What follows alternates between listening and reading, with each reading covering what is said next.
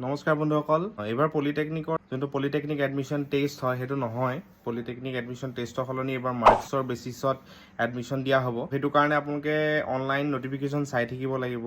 সেইটো নটিফিকেশ্যনৰ যোনটো একচুৱেলি ৱেবছাইটটো মই ইয়াতে লিংকত দি দিম, আৰু সেই নটিফিকেশ্যন মতে আপোনালোকে এপ্লাই কৰিব লাগিব অনলাইনতে, আৰু আপোনালোকৰ পাৰ্চেণ্টেজ যোনটো HSLC বা ক্লাছ 10ত হ'ব সেই পাৰ্চেণ্টেজৰ বেচিছত আপোনালোকে এডমিশ্যনটো পাব।